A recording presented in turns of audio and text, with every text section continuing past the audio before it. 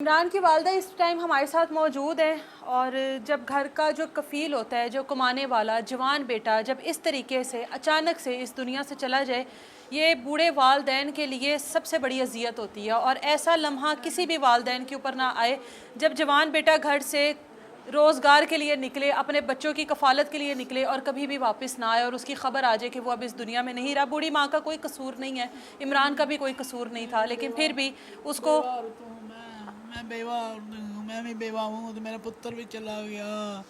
मेरे घर ਦਾ ਸਰਬਰਾਹ ਸੀ, ਮੇਰੇ ਘਰ ਦਾ ਬਾਦਸ਼ਾਹ ਸੀ, ਉਹ ਹੀ ਸਾਰੇ ਕੰਮ ਕਰਦਾ ਸੀ, ਉਹ ਹੀ ਅੰਦਰ ਬਾਹਰ ਜਾਂਦਾ ਆਉਂਦਾ ਸੀ, ਉਹ ਹੀ ਸਾਰਿਆਂ ਨੂੰ ਸੰਭਾਲਿਆ ਸੀ।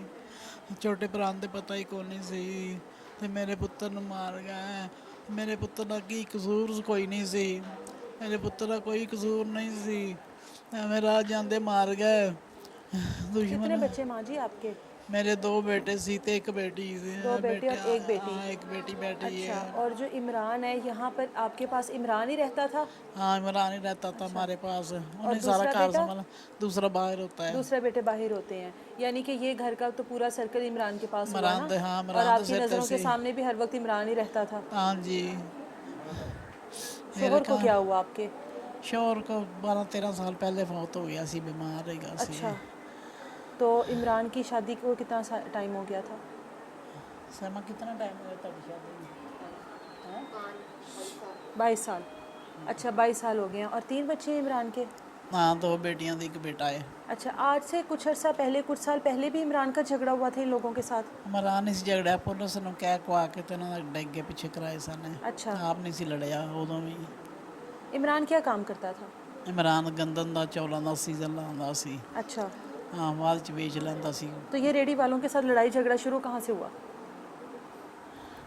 ਮੈਂ ਤਾਂ ਘਰ ਮੈਨੂੰ नहीं पता, आपको नहीं मुंडे पता ਨੂੰ था? पता। उस दिन क्या इतला आई थी?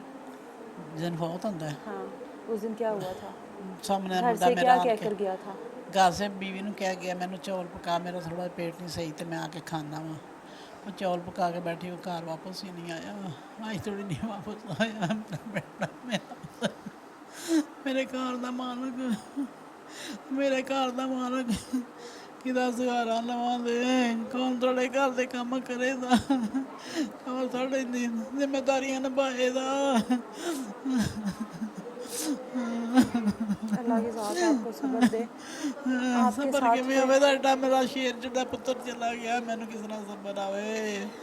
ਮੈਨੂੰ ਕਿਸ ਤਰ੍ਹਾਂ ਸਬਰ ਆਵੇ? ਮੈਂ ਤੇ ਬੈਠੀ ਉਹਨਾਂ ਮਗਰ ਉੱਤੇ ਚੜਨਾ ਉਤਰਨਾ, ਮੈਂ ਸਾਹਮਣੇ ਵੇਖਣਾ, ਬੂਹਾ ਨਿਕਲਣਾ, ਅੰਦਰ ਅੰਦਰੋਂ ਅੰਦਰ ਵੜਨਾ, ਚਿੜੀ ਚ ਸਲਾਮ ਕਰਨੀ, ਮੈਂ ਆਪਣੇ ਅੰਦਰ ਬੈਠੀ, ਮੈਂ ਜਵਾਬ ਦੇਣਾ ਵਾਲੇਕਮ ਸਲਾਮ, ਕਹਿਣਾ ਮਾਂ ਤੈਨੂੰ ਕੋਈ ਗੱਲ ਕਰਿਆ ਮੈਨੂੰ ਦੱਸੀ, ਮਾਂ ਕੁਛ ਕਹਦਾ ਮੈਨੂੰ ਦੱਸੀ। ਮੈਂ ਮੈਨੂੰ ਕਿੰਨੇ ਕੁਛ ਕਹਿਣਾ ਹੈ ਤੇ ਮਾਂ ਤੇਰੀਆਂ ਮੇਰੀਆਂ ਅੱਖਾਂ 'ਚ ਆਂਸੂ ਨਹੀਂ ਸੀ ਵੇਖਦਾ ਹੁੰਦਾ, ਪਾਣੀ ਨਹੀਂ ਸੀ ਮੇਰੇ ਅੱਖਾਂ 'ਚ ਵੇਖਦਾ। ਮੇਰਾ ਸ਼ੇਰ ਜਵਾਨ ਮੇਰੇ ਜਿਗਰ ਦਾ ਟੁਕੜਾ ਲੈ ਕੇ ਮੇਰੇ ਕੋਲ ਖੋ ਗਏ। ਮੈਨੂੰ ਪਤਾ ਹੁੰਦਾ ਮੈਂ ਨਾ ਬਾਹਰ ਜਾਣ ਦਿੰਦੀ ਉਹਨੂੰ। मेरे घर का मालक, बेटों ने तो बाहर जाना ही होता है, बेटों ने तो कमा कर लाना ही होता है। मेरा उस दिन तो वापस नहीं आया, मैंने कोई दसिया नहीं। मैं मां फलानी जगह था तो उत्थे आके मैंने मिलना ही करी, मां मैंने उत्थे आके मिलना ही करी। ते बुआ मुंडे ने सामने पन्निया, मैं फटाफट मैंने चक्कर आ गया, मेरी नूह ने पड़ लिया, मैं फटाफट जुत्ती रपटा लैके मगर गई ना, चोने चरने अस्पताल लै गए आपको ने। किसने इतला दी थी? ਸਾਹਮਣੇ ਦਾ ਮੁੰਡਾ ਸੀ, ਉਹਨੇ ਸਾਡਾ ਬੂਹਾ ਜ਼ੋਰ ਜ਼ੋਰ ਦੀ ਭੰਨਿਆ ਤੇ ਮੈਨੂੰ ਉਹਨੇ ਕਿਹਾ ਬੜਾ ਜ਼ੋਰ ਜ਼ੋਰ ਦੀ ਸਾਡਾ ਦਰਵਾਜ਼ਾ ਭੰਨਦਾ। ਮੈਂ ਕਿਹਾ ਸਾਡਾ ਤਾਂ ਕਿਹੜੀ ਐਡੀ ਜ਼ੋਰ ਦੀ, ਕਿਸੇ ਨੇ ਦਰਵਾਜ਼ਾ ਹੀ ਨਹੀਂ ਭੰਨਿਆ ਇਸ ਵੇਲੇ। ਮੈਂ ਕਿਹਾ ਅੰਦਰ ਆਈ, ਮੈਂ ਇੱਥੇ ਕਾਈਆਂ ਤੇ ਕਹਿੰਦਾ ਫਿਰ ਉਹਨੇ ਭੰਨਿਆ। ਮੈਂ ਕੌਣ ਹੈ? ਮੈਂ ਕੀ ਗੱਲ ਹੈ ਇਸ ਵੇਲੇ? ਮੈਂ ਕਿਹਾ ਪਤਾ ਨਹੀਂ ਕਿ ਉਹ ਜਿਸ ਵੇਲੇ ਫੌਤ ਹੋਇਆ ਉਸ ਵੇਲੇ। नहीं, रात का टाइम था या ਰਾਤ ਦਾ ਟਾਈਮ था। ਤੇ ਮੈਂ ਕਿਹਾ ਕੀ ਗੱਲ ਹੈ? ਮੈਂ ਕਿਹਾ ਪਹਿਲੇ ਬੂਹਾ ਨਾਲ ਡਰਦੀ, ਮੈਂ ਕਿਹਾ ਮੈਂ ਪਤਾ ਨਹੀਂ ਕੀ ਗੱਲ ਹੈ। ਮੈਂ ਉਹਨੇ ਫਿਰ ਬੂਹਾ ਖੋਲ੍ਹਿਆ, ਮੈਂ ਵੇਖਾਂ ਤਾਂ ਸਹੀ, ਕਹਿੰਦਾ ਇਮਰਾਨ ਨੂੰ ਗੋਲੀਆਂ ਮਾਰ ਗਿਆ ਨੇ, ਇਮਰਾਨ ਨੂੰ ਗੋਲੀਆਂ ਮਾਰ। ਮੈਨੂੰ ਐਡੀ ਜ਼ੋਰ ਚੱਕਰ ਆਇਆ, ਮੈਂ ਡਿੱਗਣ ਲੱਗੀ, ਮੈਨੂੰ ਉਹਨੇ ਫੜ ਲਿਆ ਇਟਲੀ ਨੇ, ਨਹਿਰ ਬੱਟਾ ਤੇ ਜੁੱਤੀ ਫੜ ਕੇ ਭੱਜ ਗਈ, ਮਗਰ ਉਹਨੇ ਚੰਨ ਹਸਪਤਾਲ ਲੈ ਗਿਆ। ਹਸਪਤਾਲ ਮੈਂ ਪਹੁੰਚੀ ਹਾਂ ਤੇ ਉੱਤੇ ਖਤਮ ਹੋਇਆ ਪਿਆ ਸੀ। ਮੈਂ ਮੂੰਹ ਸਿਰ ਚੁੰਮਿਆ, ਮੂੰਹ ਤੇ ਹੱਥ ਫੇਰਿਆ। ਮੈਂ ਕਿਹਾ ਮੇਰਾ ਪੁੱਤਰ ਬੋਲਦਾ ਕਿਉਂ ਨਹੀਂ? ਉਹਨਾਂ ਨੇ ਕਿਹਾ ਇਹਨੂੰ ਨਸ਼ੇ ਦਾ ਟੀਕਾ ਲਾਇਆ ਤਦ ਨਹੀਂ ਬੋਲਦਾ। ਮੈਂ ਕਿਹਾ ਇਹਨੂੰ ਪੱਟੀ ਪੁੱਟੀ ਕਿਉਂ ਨਹੀਂ ਕਰਦੇ? ਕਹਿੰਦੇ ਉਹਨੇ ਕਰਦੇ, ਡਾਕਟਰਾਂ ਦਾ ਕਰਨੇ ਆ। ਮੈਂ ਮੂੰਹ ਕਿਵੇਂ ਦਾ ਕੱਜਿਆ ਜੇ? ਕਹਿੰਦੇ ਵੈਸੇ ਹੀ ਕੱਜਿਆ ਹੋਏ। ਮੈਨੂੰ ਫੜ ਕੇ ਬਾਹਰ ਲੈ ਗਏ ਨੇ, ਕਹਿੰਦੇ ਨੇ ਸਰਵਿਸ ਹਸਪਤਾਲ ਚੱਲੇ ਆ, ਇਹਨੂੰ ਲੈ ਕੇ ਝੂਠ ਮਾਰਦੇ ਪਏ ਸਨ ਮੇਰੇ ਨਾਲ, ਮਾਂ ਇਹਦੇ ਕੀ ਕੁਝ ਕਰੇ ਦੀ। ਮੈਂ ਕਿਹਾ ਮੈਂ ਵੀ ਨਾਲ ਜਾਣਾ ਆਪਣੇ ਪੁੱਤਰ ਦੇ। ਬੱਚੇ ਮੈਨੂੰ ਕਹਿੰਦੇ ਨਹੀਂ। ਮੈਂ ਕਿਹਾ ਨਹੀਂ, ਮੈਂ ਨਾਲ ਜਾਣਾ ਹੈ। ਗੱਡੀ ਤੇ ਅੱਗੇ ਹੁਣ ਲੈਣ ਪਿੱਛੇ ਮੈਨੂੰ ਇੱਥੇ ਲਾਇਆ ਨੇ, ਮੈਂ ਥੜੀ ਤੇ ਬਹਿ ਗਈ। ਮੈਂ ਕਿਹਾ ਇਮਰਾਨ ਚਾਂਦ, ਇਮਰਾਨ ਹਸਪਤਾਲ ਚਲਾ ਗਿਆ, ਮੈਂ ਨਹੀਂ ਘਰ ਰਹਿਣਾ, ਜਿੰਨੇ ਤੋਂ ਗੱਡੀ ਹੁੰਦੀ ਮੈਨੂੰ ਕਰਾ ਦੇ, ਮੈਂ ਚਲੀ ਜਾਵਾਂ ਹਸਪਤਾਲ। ਪਤਾ ਲੱਗਾ ਪੁੱਤਰ ਮੇਰਾ ਤੇ ਟੁਰ ਗਿਆ ਏ। ਘਰ ਆਇਆ ਵਾਪਸ ਨਹੀਂ ਘਰ ਆਇਆ, ਆਖਰੀ ਆ ਕੇ ਘਰ ਨਹਾਤਾ ਏ।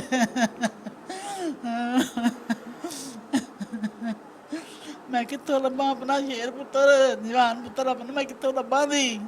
ਮੈਂ ਸਾਰੀ ਜ਼ਿੰਦਗੀ ਦਾ ਇੰਤਜ਼ਾਰ ਕਰਾਂ ਦੀ। ਐਡਾ ਵੱਡਾ ਪੱਟ ਲਾਜਤਾ ਨਾ ਕਹਿੰਦਿਆਂ ਨੇ।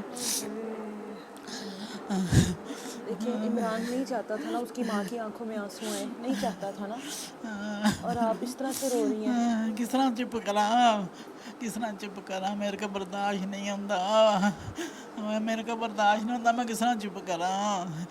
मेरा एडा शेर पुत्र जवान चला गया। मैं ਉਹਦੀਆਂ ਰਾਹਾਂ ਵੇਖਾਂ, ਇਹ ਪੁੱਤਰ ਮੈਨੂੰ ਕਿਤੇ ਆ ਕੇ ਮਿਲ ਜਾਂਦਾ। ਦੱਸਦਾ ਮਾਂ ਫਲਾਣੀ ਜਗ੍ਹਾ ਤੇ ਆਈ ਹੋਈ, ਮੈਂ ਉੱਥੇ ਚਲੀ ਜਾਂਦੀ ਕਰਦੀ ਉਹਨੂੰ ਮਿਲਣ। ਮੈਂ ਉੱਥੇ ਉਹਨੂੰ ਮਿਲਣ ਚਲੀ ਜਾਂਦੀ। ਮੇਰਾ ਐਡਾ ਪੁੱਤਰ ਜਵਾਨ, ਸਾਰੇ ਏਡੀਆਂ ਤਾਰੀਫਾਂ ਕਰਦੇ ਨੇ, ਕਦੀ ਕਿਸੇ ਨਾਲ ਚੰਗੀ ਮੰਦੀ ਨਹੀਂ ਸੀ ਕੀਤੀ, ਕਿਸੇ ਨਾਲ ਗੱਲ ਨਹੀਂ ਸੀ ਕੀਤੀ। ਤੇ ਬੁੜੀਆਂ ਲੰਘਣਾ, ਕਿਸੇ ਨਾਲ ਵਾਕਬ ਉਹਨੇ ਪਿਆਰ ਦੇਣਾ ਤੇ ਵੇਖਣਾ ਤੇ ਹੱਸ ਕੇ ਸਲਾਮ ਕਰਨੀ, ਉਹਨਾਂ ਨੂੰ ਹੱਸ ਕੇ ਸਲਾਮ ਕਰਨੀ। ਸਾਰੇ ਮਹੱਲੇ ਦੀ ਬੱਤੀ ਖਰਾਬ ਹੋ ਜਾਣੀ ਤੇ ਰਾਤ ਘਰ ਨਾ ਆਉਣਾ, ਸਾਰੇ ਮਹੱਲੇ ਦੀ ਬੱਤੀ ਖਰਾਬ ਸਹੀ ਕਰਾ ਕੇ ਫਿਰ ਘਰ ਆਉਣਾ। ਤੁਸੀਂ ਕਹਿੰਦੇ ਸਬਰ ਕਰੋ, ਮੇਰੇ ਕੋਲ ਸਬਰ ਨਹੀਂ ਹੁੰਦਾ। ਮੈਂ ਕਿਸ ਤਰ੍ਹਾਂ ਸਬਰ ਕਰਾਂ? ਮੈਂ ਕਿਸ ਤਰ੍ਹਾਂ ਸਬਰ ਕਰਾਂ? ਮੇਰਾ ਐਡਾ ਪੁੱਤਰ ਜਵਾਨ ਹੈ, ਐਡਾ ਸ਼ੇਰ ਜਿੱਡਾ ਜਵਾਨ ਹੈ। बेटे से आखिरी बार कोई बात नहीं हुई नहीं, आपकी? आखिरी बार कोई बात नहीं सुबह हुई। मिलकर गया था आपको? ਸੁਬਾ ਮੇਰੇ ਦਵਾਈਆਂ ਮੁੱਕੀਆਂ ਸੀ ਤੇ ਮੈਨੂੰ ਆਂਦਾ ਲਿਆ ਮਾਮਾ ਤੈਨੂੰ ਦਵਾਈਆਂ ਲਿਆ ਕੇ ਦੇ ਕੇ ਲੌਟ ਵੇਲੇ ਤੇ ਮੈਨੂੰ ਚਲਾ ਗਿਆ। ਉੱਤੇ ਬੀਵੀ ਬੱਚੇ ਸੀ। ਬੀਵੀ ਨੂੰ ਕਹਿੰਦਾ ਮੇਰਾ ਥੋੜ੍ਹਾ ਪੇਟ ਨਹੀਂ ਸਹੀ ਤੇ ਮੈਨੂੰ ਚੌਲ ਪਕਾ ਦੇ। ਉਹ ਚੌਲ ਪਕਾ ਕੇ ਬੈਠੀ, ਉਹ ਵਾਪਸ ਨਹੀਂ ਆਇਆ। ਨਾ ਉਹਨੇ ਗੱਲ ਕੀਤੀ, ਨਾ ਉਹਨੇ ਚਾਵਲ ਖਾਧੇ, ਨਾ ਕੋਈ, ਉਸ ਤਰ੍ਹਾਂ ਹੀ ਟੁਰ ਗਿਆ। ਮੇਰਾ ਪੁੱਤਰ ਉਂਝ ਹੀ ਟੁੱਕਾ ਟੁਰ ਗਿਆ।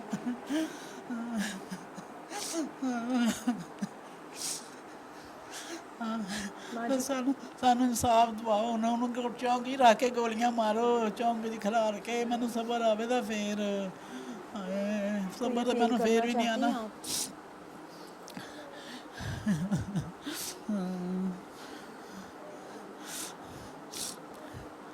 बूढ़ी माँ का, बूढ़े वालदैन का कोई कसूर नहीं होता। बच्चे बाहर कौन कौन से जंग लड़े होते हैं, कौन कौन सी अजियतें, कौन कौन से मसाइल बर्दाश्त कर रहे होते हैं, ये वही जानते हैं। जो मर्द घर से बाहर रोज़गार के लिए निकलता है ना, ये मसाइल वही जानता है बाहर क्या क्या। लेकिन अपने बीवी को, अपने बच्चों को, अपने वालदैन को भिनक नहीं पड़ने देता कि बाहर किस किस किस्म के मसाइल का सामना करना पड़ा। 2 साल पहले लड़ाई हुई और 2 साल पहले वो लड़ाई ख़त्म भी हो गई। जिस तरह से रेहड़ियाँ बाज़ारों में लगती हैं, वो चीज़ अब वैसे ही नहीं लगाई जाती है। उस चीज़ से वैसे ही कहा जाता है कि वो अब गैर कानूनी है। उसके बावजूद भी अगर एक शख्स ने कह दिया कि यहाँ से रेहड़ी हटा लो, या ये रास्ता ख़राब हो रहा है, या रास्ता रोका गया है, जो कि वैसे भी गैर कानूनी है, और उसके बाद उससे इस तरीके से बदला लिया गया कि उसको गोलियों से छलनी कर दिया गया।